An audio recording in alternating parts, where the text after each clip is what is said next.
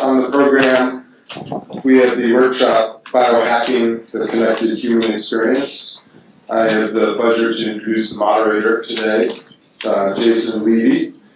With 12 plus years of experience helping healthcare companies traverse the digital waters of communication, Jason has become a marketing innovation specialist. His diverse background in strategy, UX, creative, and technology has enabled him to serve as a strategic mind behind numerous groundbreaking initiatives for such clients as AstraZeneca, Johnson & Johnson, Merck, Novartis, and Pfizer, to name just a few. Exploring technology's impact on healthcare, Jason began to come across more and more examples of the merger of man and machine, sparking a deep and somewhat peculiar interest in biohacking, transhumanism, and the notion of the post-human. When he's not busy addressing human healthcare behavior with technology, Jason's investigating next-gen technology and medicine for future's truly connected human and the possibilities within.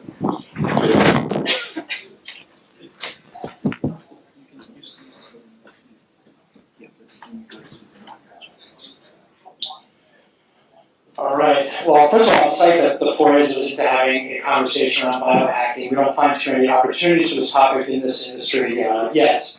And I really like talking about biohacking in the context of creating technology and ad tech. So thanks to Chip and 4A's for having us, first of all. I'm going to show of hands who's familiar with biohacking in general. So, all right. So I put a paper to yesterday about Hacker Check. They gave a really good, simple definition of hacking, which was improving existing systems. And really that's all we're doing. Human being, and we're going to be improving or enhancing, augmenting with technology. So that's what we're going to be talking about today. Before we dig in, I'd like my esteemed panel to introduce themselves.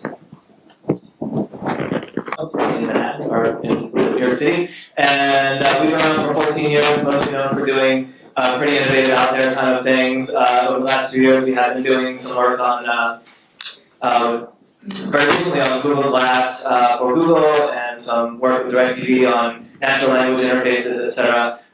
Before that, I was a head of user experience at ZocDoc, which is a healthcare startup, making it easier for patients and doctors to get together and do good things. And I ran my own agency for 10 years before that called Behavior Design, also doing similar product work. So. Hi, I'm Seth King. We go by Dr. Adventure. We're a company called the New Flex Workshop. We're a designer biotechnology lab focused primarily on prototyping medical devices, creating customized prosthetic and product devices, and also doing research and development for armor systems, high-impact composites for first responders and extreme athletes. I don't know how to follow that. My name is Levy. I'm from a creative agency out of Huntington Beach, California. It's called Notion. I guess the reason why I'm here is we've done some work on neuroscience, understanding how the human brain actually works, and learning from that and how we get better at the stories that we tell. And so yeah, since it's a technology conference, my first computer was a ZX Spectrum 48K. In American terms, it was probably a Commodore. And I started writing games when I was 9. Hi everyone, I'm Stephen Dean, and I probably come here because I started a group in New York called Quantified Self. We were the second group to launch after the San Francisco group. We've been going on for about 6 years. Chris has even presented at one of our Quantified Self meetups. We really look at this general space of individuals who are using technology in one form or another to improve their lives. I spend most of my time as a partner in a company called Pre-Hype based in New York with offices in Copenhagen and Rio. And we are focused on building startups, digital startups for big companies. We're entrepreneurs. We built startups before, and we're trying to take the best of what we've learned in that world to the corporate world. We also do some of our own. We have 5 startups that we incubate ourselves. Probably the most well-known one is BarkBox, for those of you who are dog lovers. And I also teach a course called DIY Health at program at NYU called ITP. Great. So I think you could argue that we're actually already pretty deep into biohacking and the merger of man and machine. Mostly on the medical side, artificial hearts, bionic eyes, pacemakers, stents, exoskeletons, they all exist. We're already doing it, again, very much for medical purposes. There's also a large underground of DIYers, makers, biohackers, they call themselves grinders often. They're doing things sort of in their basement, in their garage, of implanting a lot of what we see as wearables and mobile devices, but actually putting it inside them. But again, very underground, not sanctioned, definitely not legal or any of that. From a regulatory standpoint, I should say. So what I'm going to talk about is that notion of taking human-hosted technology and moving that into the mainstream of personal tech. And it may sound extremely far-fetched, but I don't think there was too much discussed here over the last 2 days that probably didn't sound really far-fetched a few years back. And I think we, as a culture, have a common trend of going from fringe to mainstream with a lot of things. So I guess I'll start by throwing out to the panel. Do you see this human-hosted technology as the next evolution of personal technology? Is this where technology, human beings are going? And what's going on now that might reinforce that point of view? Jason, can I start off by doing a quick definition? Because I think to open our minds, I do want all of you to know that if you go on a weight loss program, you are biohacking. You're basically biohacking. So just have a very open mind that if you decide to run a marathon for the first time, you are hacking your body. So I want to do that just from a level set. I agree with him. That's great. One of the things that people often forget is that pretty much everything we do, like going to the gym, we're exploiting a natural mechanism for becoming stronger. Like going to the gym, tricking our bodies into thinking that we're doing more work. I guess the answer to your question is our technology is going to be more integrated with our bodies, and are we going to become more intimate with our technologies? And yes, we've been doing that already. 20 years ago, you wouldn't necessarily have everyone in the room carrying around a computer in the pocket. And you have everybody here has a computer in the pocket. Cell phone counts as a computer. Okay, right. So we're becoming incredibly intimate with our technology. Now, is that technology familiar with what's going on in our bodies? Maybe not so much right now, but that's changing. I understand that the Under Armour guys were here talking about doing biosensing, and as those technologies become more prevalent, the ability for technologies like cell phones to integrate with these wearables and give us kind of useful feedback is growing. And that's happening right now. It's happening 6 months from now. The potential 20 years from now, 10 years from now, like what we could be doing and what data we could be getting out of the body and how we can be using that to change our lives and each other. So I think we're just sort of starting to do that. Great. Yeah, the trend seems to be toward use the word intimacy, and that's the thing that we're finding is the trend toward our engagement with technology. There's a long-term trend where there may be things where we're able to find out more information that we can't find out now due to implanted technology, or we can change our body's capabilities through technology that we've added to our bodies. But that not even looking that far ahead and looking at what we have right now, we are already engaged more intimately with technology. So to answer the question, yes, we're definitely heading in that direction. We're becoming more and more intimate, not just in terms of having it around with us and tracking what we're doing, but also the way we engage with it through, and this is something that's not news to anyone here, but gestures, touch, vibration, speech, voice recognition, face recognition. The computers are actually engaging us in the same way that we engage with other human beings. So just sort of projecting that on the future, even not including what we can implant in our bodies, we're already experimenting, we're already pioneering what true implanted and biologically sort of more intimate technologies will be like in the future. Well, I'm going to be the critical and say we spoke about the moral issue around that, and I think it's, to what extent is it okay to put something in your body? How okay are people going to be with that? To what level? To what benefit? At what point does that technology become so we've become so reliant on that we start becoming like the blog that we spoke about, and what was that movie? Wally. Wally. Where you don't really need to exercise anymore because everything is, coming straight into your brain, straight into your eyes. So you don't need physical exercise. You have some really good points on that. Yeah, we've been talking earlier, and basically there's a couple roads that we can go down with these technologies where it's, on the one hand, we have technology, computers, robotics that just does everything for us. Does everything that's hard for us. We don't have to worry about it. We don't have to lift a finger. The robot cleans our house, car drives us to work, dishwasher does our dishes. We don't have to lift a finger. But is that really better than the technology that, for example, helps train you to be more efficient with your time so that you can do all of those things more easily, or trains you to, get stronger? Like we were talking about exoskeletons as an example. You can make an exoskeleton that can basically be remote controlled and walk you around, and you never have to lift a finger. These things are being made essentially for the military on one hand, and on the other for rehabilitation. Now, for rehabilitation, there's something really interesting that happens. Now, people who are paralyzed from the waist down started using these apparatuses, which are strap-on robots that will simulate walking with the person strapped inside, and they'll move their legs. They don't need to be in a wheelchair. And you think, oh, that's great. There's a lot of benefits health-wise, just standing instead of sitting. You can look somebody in the eye. You can reach something on a shelf.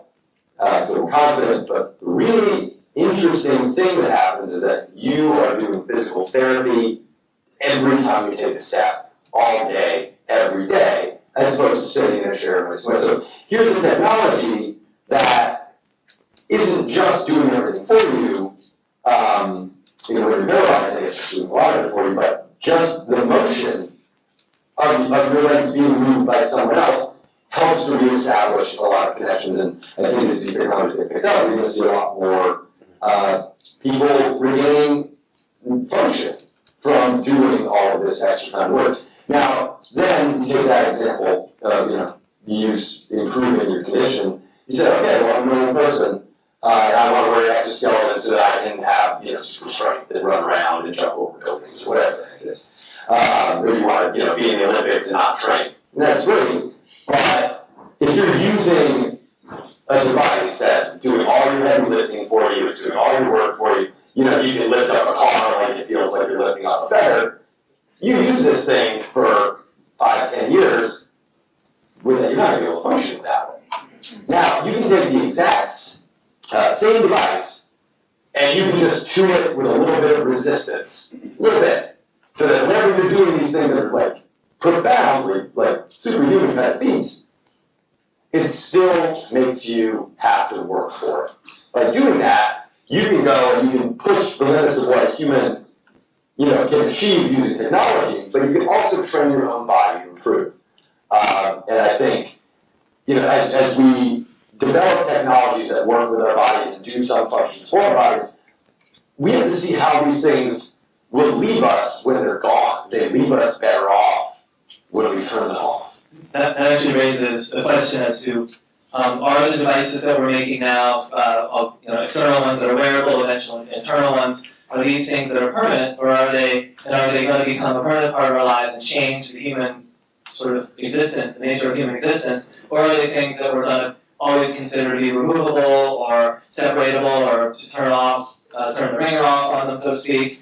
Those are questions that we're going to have to negotiate over time as a culture. We think about historically, there have been technological innovations that have come along and have profoundly changed the human experience. One of them is just the invention of writing eliminated these remarkable memories that we have. There used to be a time when people could remember thousands and thousands of words of rhyming prose, and now nobody can do that except for extreme, memory artists. But that was how people used to tell stories over generations and generations. Is it a bad thing that we have writing now, and we don't have to do that? I don't think so. Likewise with calculation, people used to be able to do calculation. Now people just use calculators, all the way to remembering phone numbers. There are certain technologies that come into our lives, profoundly change the way we live, and we don't miss the old way. And so as we introduce new technologies that become much, much more intimate with us, how is that going to change the way we interact with each other and what we want them to be on and off things? So speaking of these things actually coming to fruition, becoming reality, what are some of the obstacles? What has to happen for, we're struggling right now to figure out wearables, the right interface, is it no interface, what's the right construct? But I think when things become invasive, Stephen, as I think you mentioned, other entities start to get involved, the FDA, and when we start communicating out from within, the FCC. So there's certainly, while it seems pretty logical that we're starting to strip away the actual technology from holding to wearing, even putting labels on us. But I think you mentioned that the real difference is if you're naked and you still have your technology, that's a big difference than if you're wearing a watch. So what are some of the barriers? What has to happen for this to actually become a reality? Should it actually happen? Well, I think it's helpful to.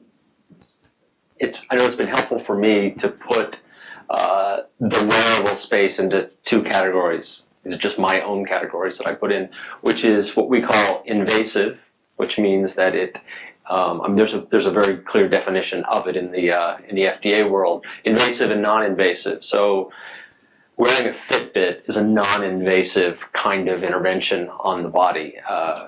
Putting in a neurostimulator where you're stimulating something like the vagus nerve, which it's surgically implanted like a pacemaker, that's invasive and requires a whole bunch of hurdles to get approved around the FCC and the FDA and other entities like that. So I encourage people to look at both areas. I think it's a much harder route to go down in the invasive route, but really huge potential. But the time to bring a product to market in that realm, in that category it's quite lengthy. And in the non-invasive world, I still think there's an enormous amount that we can do. And some of the things that folks are already beginning to talk about, I think also the Apple Watch has really brought this to the surface around haptic feedback. But feedback in forms of vibration or sound or light or stimulation, these are non-invasive ways to guide the human being either through behavior or also by manipulating, to some degree, various aspects of what we call the autonomic nervous system in the body. And there's plenty of research out there that shows that there are non-invasive methods to manipulating the autonomic nervous system. Chris has talked about calm technology. It'd be great if you talk about that a little bit again. But those hurdles, like the FCC and the FDA, can be bypassed if you think about ways in which you intervene on the human body in non-invasive ways, in passive ways. Yeah, we're probably going to get to a lot of hurdles, so I'm going to hijack this a little bit and talk about the user experience, some of the user experience things you just mentioned. You tossed me a softball on calm technology. It's a term that goes back to the 90s from Mark Weiser and John Seeley Brown, who are innovating on wearable computers, portable computers, ubiquitous computing. And the idea of calm technology is a technology that doesn't interrupt you, that you can engage with it when you want, you can disengage with it when you want, seamlessly at your will. It's sort of peripheral technology. So right now, the most dominant technology interactions that we have right now are highly stressful. They're very invasive. They're always in your face. You have this continuous partial attention on multiple channels. When we're getting more and more intimate with technology in the world of biohacking, that's going to be an important constraint that I think we should be thinking about, and not sort of cultivating a future where we're always in a distracted mode and multitasking to a degree where we're not efficient. The other piece you mentioned is sort of some of the natural interfaces. A non-invasive interface, we're already using a lot of those today. It's possible that in the future we could have an interface that sort of you ask your brain how to add a pair of numbers, and that pair of numbers is added in your brain, and suddenly you know the answer, right? So there's no interface there. You just sort of think it through, and that's sort of the dream, is these sort of non-interface interfaces. But until we get there, maybe there are some interfaces that we could be doing that are still biohacks. So for example, an implanted item in your eye or your ear that delivers information to you in a way that you're used to. A data visualization being projected on your eye. we've looked at a lot of data visualizations today. The way those visualizations will be delivered to you in an implant is no different, in theory, than the way they're delivered on a screen. Likewise, an implanted earpiece, or it could become a chip on your audio nerve that actually, instead of delivering information directly to your brain in an abstract fashion, is simply speaking the information to you. So you're listening to a voice in your head talking, and it's an interface that we're very much used to. So some of these hacks are very neurological in nature, but some of them can be very familiar and very sort of understandable today, and almost non-invasive in the way they're currently manifest. And that's raises a good point, because it's when you have so many different devices, you have so many different things buzzing at you or beeping at you. I think there's going to be an opportunity to find that what is that single kind of thing that I can talk to, or a single kind of interface that I can connect with, that is that all of that. And so is that another person that I talk to? Is it me that I'm speaking to? Is it how does that play into a way that it's not as invasive in that kind of continuous interruptive process? Yeah, that's a fantastic point. You want to be able to go and live your life without feeling like you're constantly, looking at things through a window. And having, technologies that are aiding you without it feeling like they're taking away, your time, or you're not looking at that bus because you're looking at your phone when you're crossing the street. These are actually pretty big issues.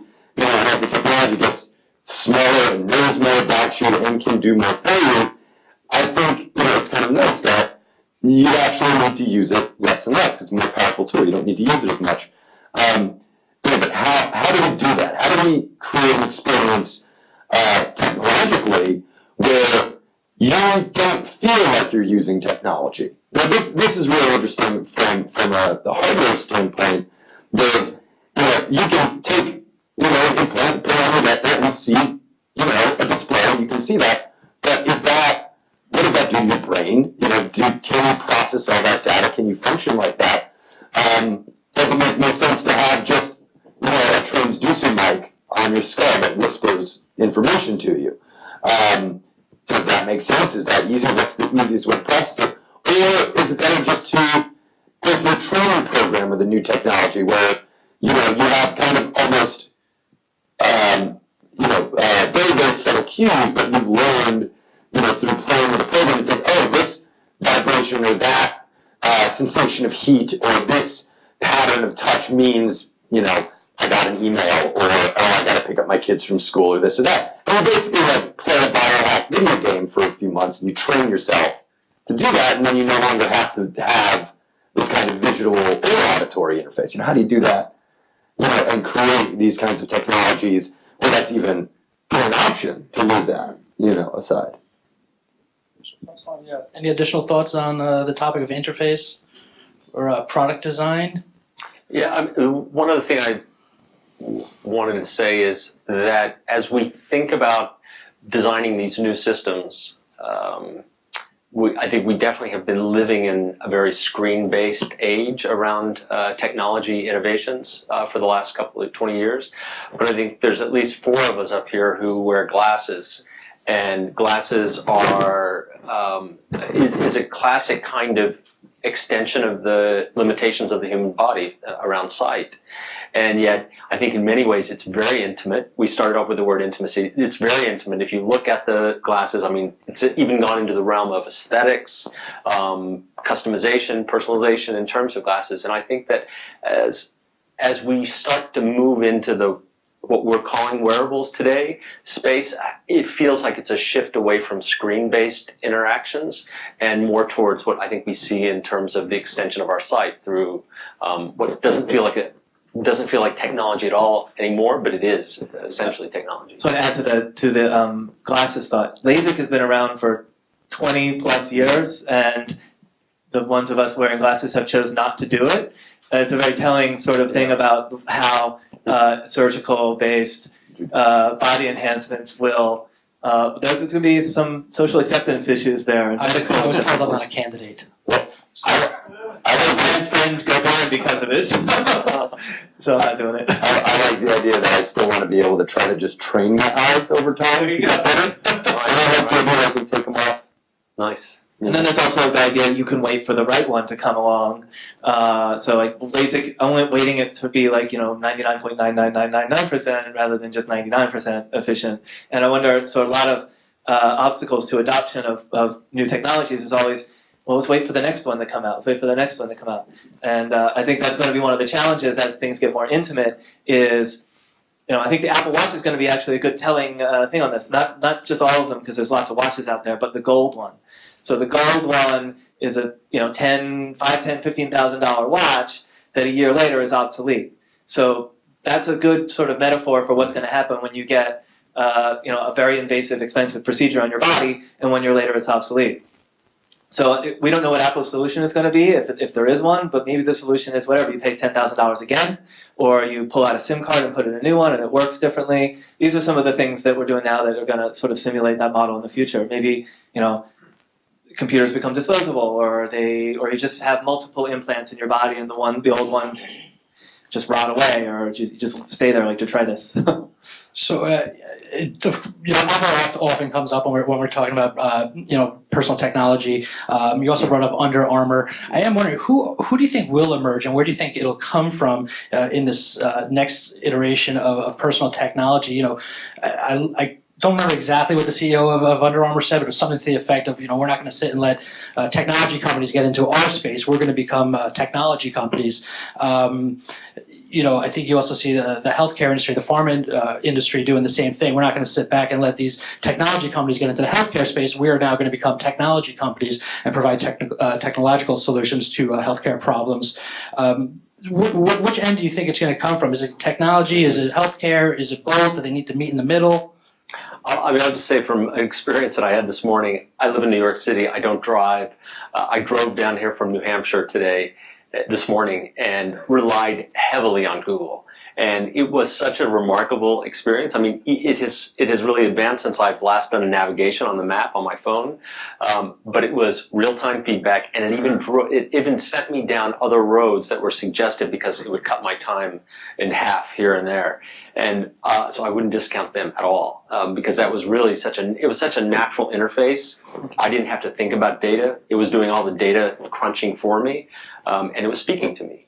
Yeah, I mean, one of the things you can't discount with the smallest, most sort of single-use, small, tiny function chip or implant or device that we might carry around on our body is going to be connected to a network. Mm-hmm. So no matter who the player is, if it's a manufacturer, a hardware manufacturer, another player is going to be a Google, a Microsoft, an Apple, someone who controls massive networks of information.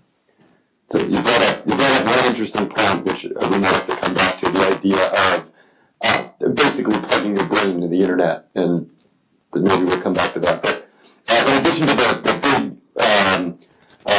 big tech players and the big pharma players and the big biomedical device companies, I think apparel companies getting more into the technology field is going to happen because they're used to making things that work with the body, and that's a challenge unto itself. Before you can get to technology, it's how does this stay on a person for a day without causing any problems? It's actually already an engineering challenge. So I think that actually apparel companies, helmet companies, shoe companies, they're actually in a pretty good place to be making wearables. And then you have the kind of maker scene, the maker culture that's come around in this country and that has just kind of begun to blossom. And the interesting thing about the maker community, which a lot of the time becomes the entrepreneurial community, even though it's largely hobbyist, is that it is a high-end, small-scale fabrication setup. Where basically you have a single fabricator who might be capable of doing his own milling, engraving, injection molding, 3D printing, all in the space of a garage for relatively little cost. So he's not really going to be able to make 100,000 units or 1,000,000 units or whatever. We have 1 or 2 or 10 really nice ones. So when you get into wearables, which are highly specific to a user, they're highly customized physically to function with that person, the mass production model is actually not necessarily the best model for these things. The specific one-off model might be, because each person person has a different need for how they want an interface to work. They have a different need for the information to move. They have a very different need for what kind of biohack they might want. And they might, because it's so intimate, want to know about the thing from everyone or every line of code. They might want to know every nut and bolt in it because it's going on their body. So people care about it in that way. So it's interesting to me, and this is also a little bit more of my field. What types of technologies are these people developing that are of the same quality as the big tech company? They're on a small scale and with very, very specific niche uses. They're still high-end kind of craft. I mean, what's great about that model is that it does make an end run around some of the obstacles we spoke about earlier. So, like the FDA doesn't really necessarily need to play a part if people are just downloading 3D files and printing them out on a MakerBot and attaching it to their arm. That's not as much of a challenge then. Maybe it's not. Maybe it'll get around it. Meanwhile, companies like 23andMe are getting shut down simply because they're telling you what your DNA says about yourself. They're very strict about what constitutes medical care versus aesthetic modification or just a hobby. So I think that's a powerful place where this can happen. I mean, ultimately, I think it's about the user. Is it useful? I think if it's cool, I don't think that's enough. To be able to put something in your body, there has to be some utility to that. It has to be useful, and I think a lot of that usefulness is coming through the medical field. So does it help me handle my diabetes? Does it help me learn to walk? Those are things that I feel like are life-changing and actually make you better as a human being. Whereas a lot of the world that we're delving in right now is about this data points. Tell me about the data points. How quickly did I run this? How far did I run? And I think that's cool, but when you really start looking at the inside of your body, I think people are going to be a lot more selective. I agree. Stephen, you incubate companies, products, and you start off by mentioning a really big one, Google, which of course started off as a startup. We're sitting in Microsoft, once upon a time a startup.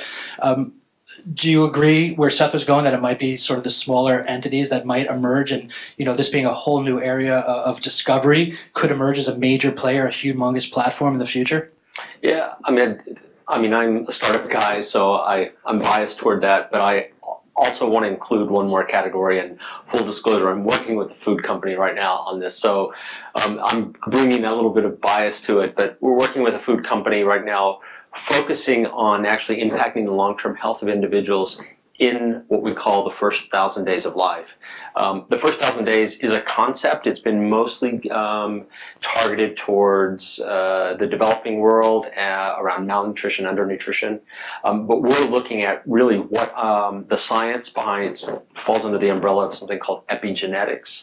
And we're looking at what a mother does from conception to age 2 of the baby can impact the long-term health of that child really significantly. So we're trying to reverse, and we know we're dealing with the people today ourselves, but we thought, well, let's see if we can intervene at a much earlier stage that has a long-term, and the science is there. So the science is really catching up to show us that what happens in those first 1,000 days can have a profound effect on the way that you metabolize fat based on how the mom sleeps or what she eats. There's a concept called taste imprinting.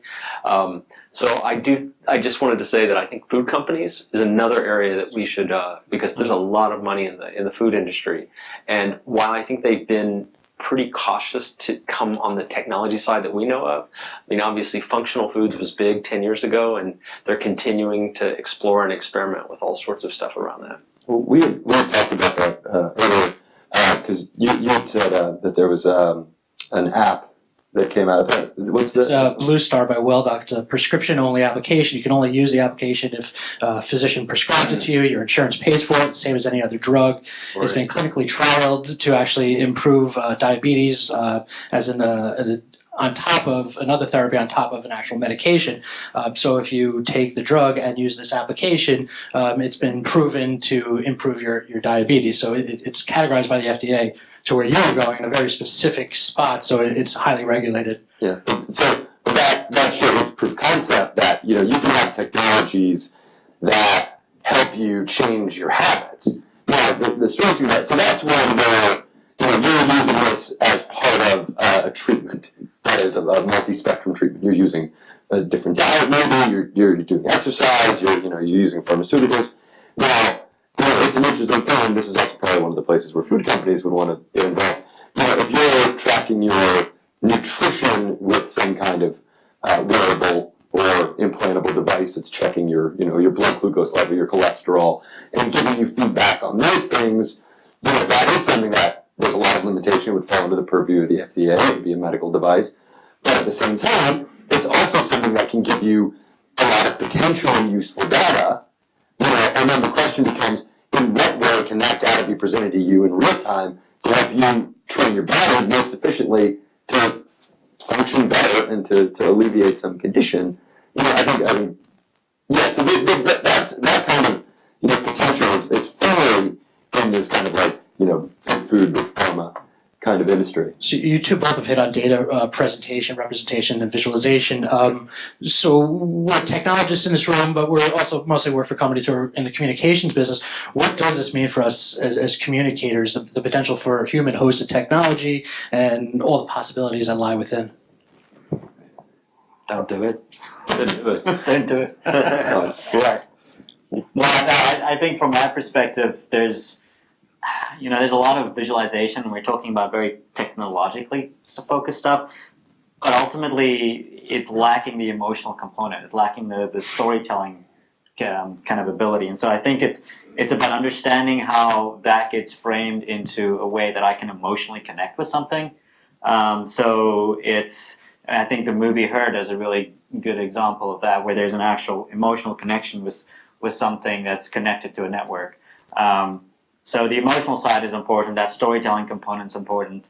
And then, for me, it's that once you go to this space and we start really going to this moving of, singularity, or whatever you want to call it, there's things that we're going to lose that we don't know we're going to lose. There's things that are beyond what we see, what we feel, what we touch, that's potentially, we don't know what we're going to lose. And so that kind of is concerning to me, because I don't, we only know what we know, what we see, and what we can feel, but there's a lot we don't know. And so what is that? Is that spiritual? Whatever you might call that, there might be an instance where we end up going down a route where we are actually poorer as human beings, because what makes us is more than just the flesh and what we see.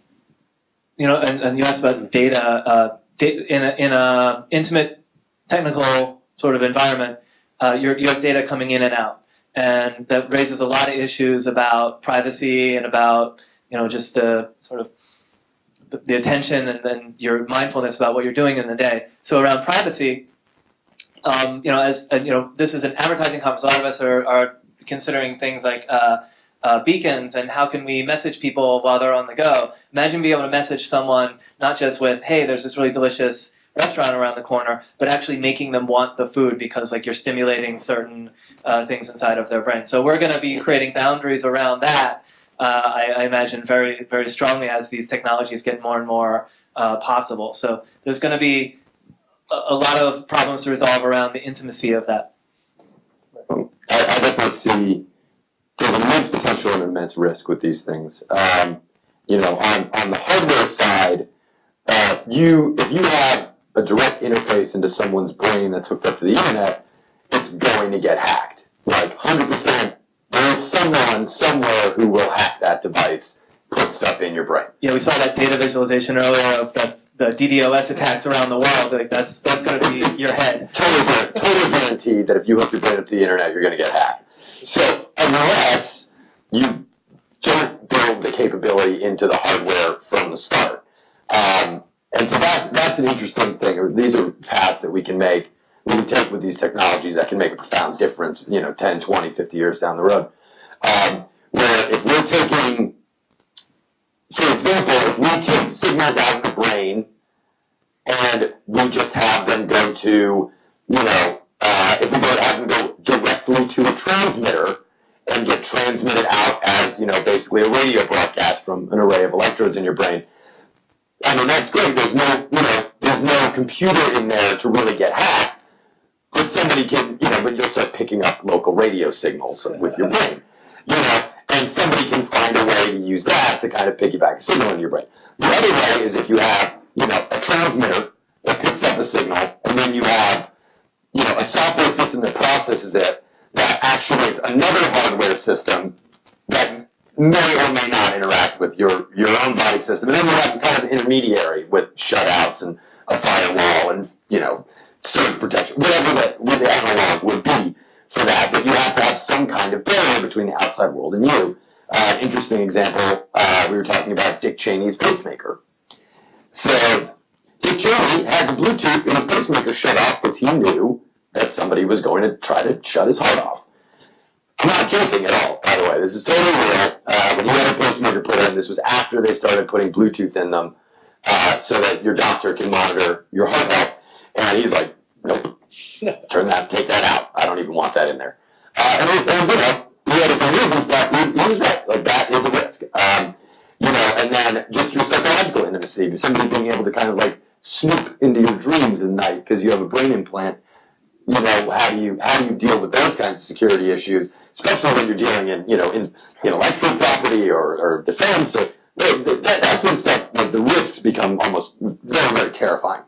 But the benefit is remarkable. Whereas there's the potential for human beings to communicate the entirety of their experience to another person. Which the closest thing anybody really gets to that is like being completely in love with somebody and being intimate with them for many, many, many years, maybe. That's like the closest we even get to being able to share that kind of understanding with each other and that kind of intimacy with each other, and to understand what another person's feeling, to empathize with someone like that. So for me, I like the idea of like the UN, where everybody plugs their brains into a machine and gets along, figures out how to get along. Because everybody's fine because they don't want to take the time to be like, this guy's mad, I'm mad, well, I'm mad because he did this, and he's mad because I did this, whatever, we're just going to fight it out. As opposed to two people being like, oh, you are hurting because somebody in your family died, or this horrible thing happened, which is the same reason I'm hurting. And maybe because we're both sharing the same experience, there's a better way for us to deal with this. So coming to that kind of communication as a civilization is going to change everything. And I think we're running out of time, and it's a perfect place to close the conversation. So thanks to the panelists. It's been fantastic. We'll open it up to questions, right? Yep. You mentioned epigenetics earlier. One lady studied writing a book about that, so I learned about it 48 hours ago. Oh, wow. Where do you guys think, again, especially I think it was just in the UK, basically permanent, essentially communicable or reproducible genetic therapies. Where does that fall into this? I'll take a swing at that one. So, right now, we've learned more about genetics in the last 30 years than in the entirety of human history. The idea that we know what the hell we're doing after that 30 years is laughable to me. As brilliant as these guys are, and as much as they've figured out, and as useful as a lot of these gene therapies can be, we might know, oh, this is the code for this protein, or oh, this is this metabolic pathway, or this is, a whole series of genes that result in this one trait. But we can't reprogram a gene to be like, okay, well, let's move the ear up a millimeter. And we can't do little stuff like that. We don't need the basic building blocks of how do we, change the shape, the position, and just the structure of the thing without changing a million other things and maybe killing this person. So there's a lot more work that needs to go into genetics. The thing that happens, let's say 200 years from now, okay, where it's been researched as much as electric cars. We have electric race cars and maglev trains. This has been around since, actually 130 years, 120 years, something like that. So let's say we have just as much of a timeline for genetics, where right now, after 30, 40 years, we can already be doing cancer therapies, and we can do, I guess there's, therapies for a lot of congenital disorders that they're trying to develop. 200 years from now, 100 years from now, even, that's when we get to the point where not only can we amend our genes to deal with these kind of genetic disorders, but we can then also start to optimize our genes. You say, oh, you want a kid that's going to play sports. Well, okay, here's the optimized physical proportions for this kind of athlete. You can be doing stuff like that. That's kind of scary territory. But then the other thing, and this is the incredible thing to me, is that when you unlock the actual coding paradigm designs for structure of the human body, in addition to the functions, that's when you can start to use gene therapy as a form of expression and a way of creating utility. So the really interesting thing with these technologies is what happens when you're using genetic technologies to replace technology. You use a gene modification that creates a lobe of brain that functions as a computer. It can store an infinite amount of data. It can communicate using radio signals, and it can, process visual data in a different, spectral range than you can.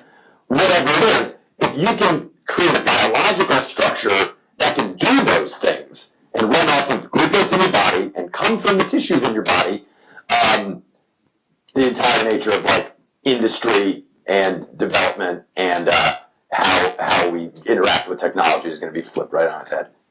And just something to keep an eye on. I just saw this the other day. There are open source software programs out there that let you do sort of gene splicing simulations. And so they're sort of like the early days of genetic engineering with emulation of how genes actually work. So that's an interesting sort of field of. Any other questions out there? My question, I have a bunch of examples that I'm just going to throw over to you. I think there's one experiment in China about 3D printing ears and parts of your skin and fingers and stuff like that. There's another example of a startup trying to predict heart attacks. And I think there's a lot of talk about actually creating something that's useful versus creating something that's just giving you a lot of data points. My question would be, getting an FDA approval on something like this is like, I don't know, walking the moon or something like that. So creating something that's arbitrarily close to a medical solution, but it's almost there, creating a bio product that's almost there, does it make more sense in today's market or in today's the scenario in which we are, as opposed to going all the way? I think the FDA would shut you down anyway. Like the 23, we were just talking about this before, the 23andMe, they are not telling you, oh, you have this, they used to tell you, this 23andMe is a company that you take a scrape of your tongue and they do a genetic analysis of it, and they'll tell you your sort of, your ethnic background and some proclivities to certain physical traits, but they'll also tell you what percentage increase or more likely or less likely you are to get certain diseases based on other people with that genetic profile. The FDA shut them down for that second service they offered because it was telling people that they would ostensibly it was giving medical diagnosis. It was saying, it was telling people that they have an increased or decreased level of getting prostate cancer or something, and they would do medical things as a result of that. So their response was to totally shut that down, not just to send you the raw DNA information and let you look it up online and figure it out. Because I believe that just at a corporate level, any company of any substance is going to not want to get in any trouble at all in that regard. So maybe there's a way of doing it behind the scenes or underground. There's a couple sides to that. There's the underground side where you just totally skip the FDA, pray, and call it art. Right. Which gets a lot done, actually. There's a lot of innovation being done like that because some people just don't care about the FDA. They're doing it on themselves, and they can innovate, get famous, and then get in trouble later once they're famous. So that's one side. But then the other side is 23andMe is making a lot of money doing this.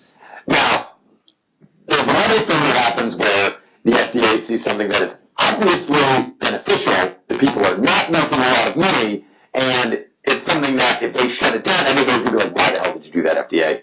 We like this. So I've been working with a group called Enable, and they use open source designs for 3D printable hands that they provide through the volunteer network of designers and 3D printers to children around the world who have partial hand amputations or congenital abnormalities. They're not making any money off of it. It's dealing with several needs that are not being currently met by the industry, and it's being done in such a way where it's not invasive enough. It's not invasive even in the way a conventional prosthetic is invasive, where this this thing is fit to 10th of a millimeter tolerances, and if it's fit a little off, you can get really hurt. It's a much more kind of plug and play system. So the FDA just actually they just had a conference last week because what the hell do we do about this? We don't even know. This is obviously beneficial. It's happening. The innovation is happening very quickly. We want to be able to give some kind of product testing to it, but how do we do that? So they're still figuring that out. I would just add that if the pharmaceutical industry and the medical device industry is great at anything, it's clinical trials and FDA clearance. These guys know how to get drugs to market and how to get products to market through all that rigorous trial. So, that's why I think they might be players in this space. Do we have time for one more question? I'm just curious on the glasses. Are there advancements happening that you're aware of that calibrates with the human filter plane with like strengths for embedded displays? Yeah. Rather than having like sort of near field focus and switching back and forth, will we have like a calibrated augmentation in the glasses? I don't know. And what's that as a wearable? I'm sure there's probably a dozen companies working on different kinds of wearable augmented reality interfaces. I know there's several that are already on the market in some capacity where you can put on a pair of glasses and they kind of reflect an image and you do that. But there are other systems that will probably come around that are directly integrated into your retina. And that's, they're working on visual prostheses right now, where it's an array of microelectrodes that are embedded on your retina, and then there's an induction coil that picks up signals from a camera and transmits these signals to your optic nerve. Now that is a bit, right now, it's like a 60 pixel visual field, but it's for people who are blind. So, but that has taken glasses. They've been developing this for maybe 8 years, something like that. 50 years from now, the idea of having like a fully HD augmented reality overlay that is, maybe even a contact lens, but also embedded directly into your retina is feasible, very feasible. I don't know if that answers your question.